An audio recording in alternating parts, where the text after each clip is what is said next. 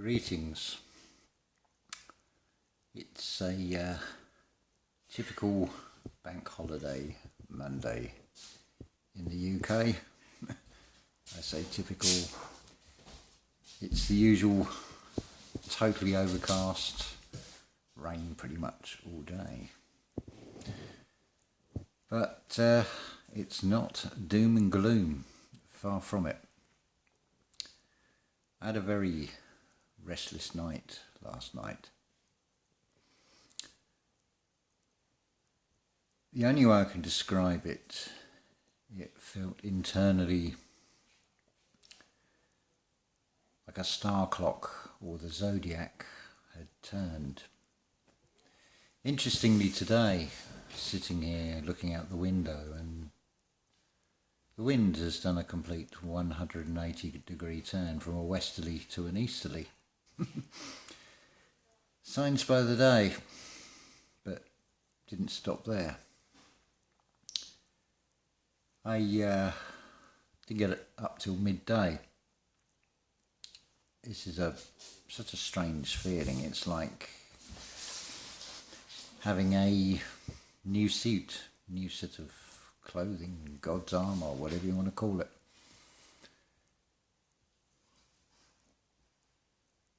So, had a look at the phone, and my dear friend Jane Lancaster asked me to look at her video. And Jane mentions, oh look, there's a hawk. There's another sign by the day. You can just type in on a Google search, sighting of a hawk, look at the spiritual meaning of that. But suffice to say, it's a bird, it's flight, it's going to be air, therefore it's going to be something to do with spiritual, hawk, hawkeye. It's about observation. You don't have to study this stuff. It's an inner knowing that comes with this. It's incredible. I was able to decode other parts of Jane's video. I think they're a bit too personal to actually share.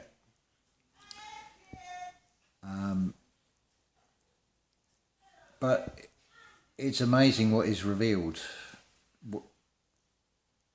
That inner knowing when things just come like this. Then I thought, wow, there is another part to this, but I thought I'd say it in this order.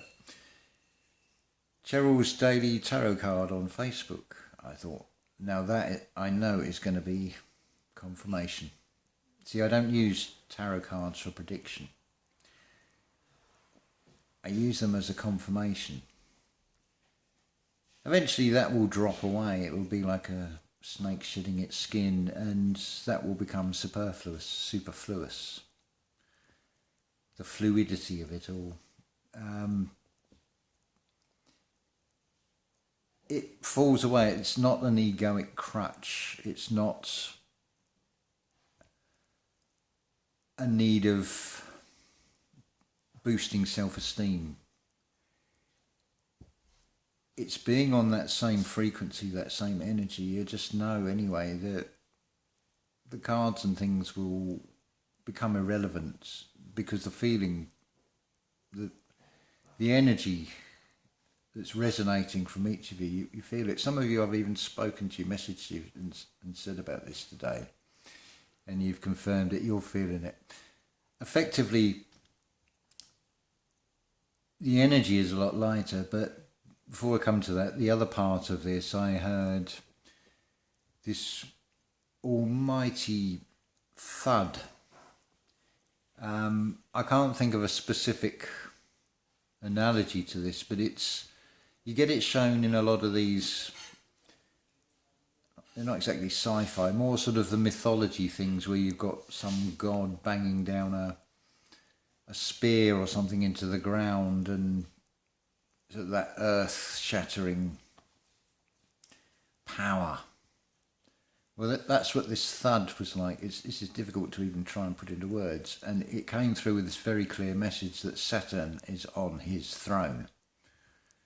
it was almost barked out, and it's like, well, Saturn is the element, the metallic element is lead, so it's no wonder if it's like the throne has been set in place magnetically, and bang, it's there. Saturn is in the house in Capricorn. Or Aquarius, it doesn't matter, the two mansions are together. So, from this feeling, it's like, I thought I'll let this settle before making a video, but there's just so much coming with this. Personally speaking, since I think last Tuesday, I think it was, I can feel this light just growing, filling me up completely. And I'm not going to go into the specifics of who it involves, but there's a few people out there where there's been instant manifestations. There's been some very, very interesting conversations I've had in the last couple of days as well with different people. And you know, this is really difficult to even try and put into words. Suffice to say that it almost feels like the Earth has done, shall we say, a Mass Mandela Effect. Whether we have lost a few more of the jabbering Jabberwockies. In many ways, it's like the Doctor Who TARDIS, it jettisons the excess rooms after a while. The hardening of the cement is another way of describing this. But there's this new calmness. It's like two cogs of something like a giant clock. The internal workings, the clock has gone click. Maybe the Aztec or the Mayan clock. Something's just fell into place in a very good way. So this is just awesome. The way things are just coming. Not even having to look externally. It brings me to another point, this rabbit holes. Well, that, as far as I know, comes from the reference to Alice in Wonderland.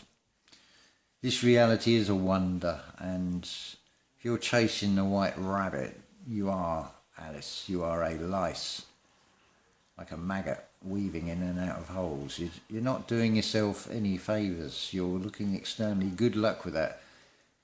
Is there, show me anything where anybody has looked externally down any conspiracy theory, any rabbit hole, and actually come out with an answer. It's full of holes, just like Swiss cheese, for a very good reason.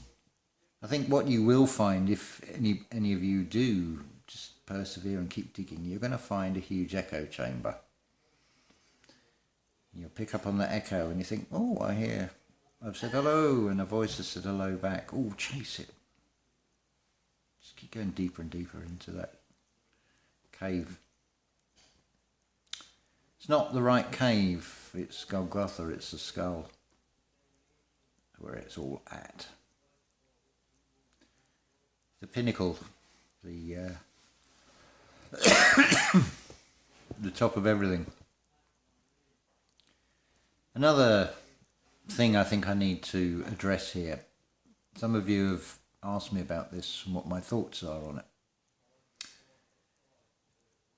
There is a story going round. I say it's a story because I can't confirm or deny it. And that is, if you are an organic human being with light, but you are surrounded with those that are developing a fascination, shall we say, with needlecraft is a good way to describe it. Arts and crafts, needlecraft. Need I say more? That insatiable, loosing, needing, jabbering, bibble-babble nonsense, what some will call the asleep. The Autobots, the zombies, the clones, the sheep. It's getting rather crowded down here, as an old bird would say, and the bird is the word. It's just don't be fooled by the theatre scene that these things are set into, because they are fluid. So maybe some of it has been jettisoned. I mean, it's quite possible it's going to come down to a checkerboard. You'll have two opposing sets of chess pieces, but between that, at the moment, there's a load of clutter, there's a load of draft pieces on this same board. Maybe they just get swept out the way and it will be a balancing up. See what's what, see what's left after the end of it. But don't worry, because you're all eternal spirits anyway. So there's nothing actually bad going to happen. But this whole thing about the contagious ticking time bombs, well, you want to believe that, you want to feel that, you might as well go to a doctor and be told you've got cancer and you've got 6 weeks to live. If you want to believe that and feel that, well, what do you think is going to happen to you? Pull yourselves together. You have T cells. You are made perfect. You are far more resilient than that. Think about the word resilient. It's a ray of silence. Go into the silence, meditate.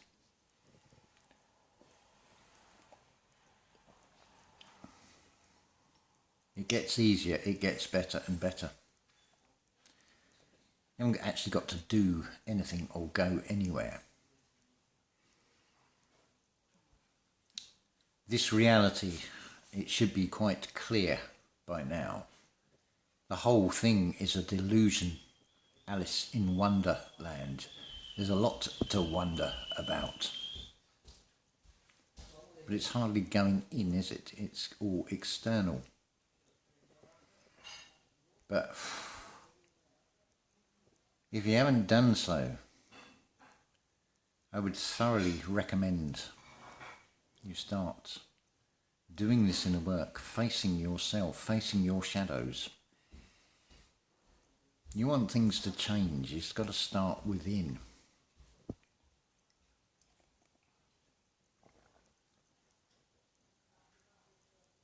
You know, it really is. It's a fantastic calm. There's other things that have instantly manifested today. Quietening down tensions in this household. I'm not going to go into how, because it's pointless, irrelevant, and unquantifiable. The whole point of this is you don't think. You just be. You meditate. You still the mind. You quieten down those thought waves that you create from the conscious mind. You let what is expressed as one greater than I. That is quite literal. One greater than I. The pineal gland is larger than the third eye, if you were to put it in a physical measurement. Well, that third eye, it's actually your first eye. It's that eye, all-seeing eye on the dollar bill, because with the inner knowing that comes, there's a biblical passage about when you are known, and inner knowing, this is what open-minded means. It's beyond getting fixated on a particular topic and dismissing everything else. This is far beyond that. This is not about the external. This is about the internal. You're interred in earth, inert. Static. Dr. Dolittle. If I want to talk to the animals, if I want to get these signs by nature, I just observe. This is where it comes back to this thing with observe the signs by the day, not just the signs by night. Interestingly, thought about this yesterday. The knight on a chessboard moves in an L shape. Just a little ditty. Again, it's just another expression, little things being shown. They've always been there. This is the whole point of it. We've not been tuned into it, but now things are really changing, and it's awesome. I'm actually laughing inside. It's the bringer of jollity is the Jupiter. In the positive aspect, because these things have always got two aspects. It's that pole shift, that polarity shift. The external is basically, I mean, let's quantify this as best I can. This control system, whatever label you want to put on it, it is a textbook narcissist psychopath, cancerous parasite. That's how it works. To the ultimate extreme. Just like the textbook narcissism, it's outward projecting. So what you are being shown externally is the inner turmoil of that system, because that system is in its dying embers. It's an expert at putting on theatre shows and displays and illusions. Illusions are for looshing. The energy vampires. It's all about stealing your attention and causing a tension upon you. Because then the slave, the body, is dictating to the master, which should be the master mind, working in conjunction with the heart brain. The cellular structure of the brain, of the heart, contains a brain. Very different from the conscious mind, as the way we think of a brain or a mind. It's interesting as well, going back to observing, I was watching the dogs, and their no time way of thinking, the slightest movement of, are we going out to throw sticks? Or are we going to get fed? They're instant. It's amazing to have conversations with them as well. That is starting to open up. But let's put this another way. You can keep going down them rabbit holes, right? When you've had enough of that, come back. Now, what you can do from there, you can go off into Tibet and go and find a cave and sit there for 17 years. Spend 17 years in total silence and meditate, and then come back. Now, realistically, the age of some of you, because this is where the analytics of YouTube are actually useful. It tells you the age group of your listeners and viewers. And they're all pretty much, it's starting to shift. There's now a small percentage of, I think it's the 35 to 45 age range. But predominantly they're in that 45 to 55 and 55 to 65, and 0% out of that. That's starting to change. There's signs there, even in what the system gives you, if you read it right way and you read it in a positive way. It's not about viewing figures, it's not about number of subscribers, but use the system to Use it to your advantage. Flip the script on it. You can look at where your audiences are, what part of the world. A large part is USA. I think 31% I've got, and something like 27% UK. I've got a pretty much a 50-50 split on male-female audience. There's information to be gleaned there that is useful that I can use to my advantage. That's not the egotistical my, that's the inner knowing, the higher self I that knows how to do this. It's just coming through in fantastic ways, in totally unexpected ways. Christ comes like a thief in the night. At the time ye know not, the time you least expect. It's when you're not thinking it. It just comes. So, I think I'm going to be having some fun. All with the most positive intentions. This is like getting the keys to that sports car. I've got to learn to master it properly in the same way. Mastering the servant, the body, the mind, taking control of it.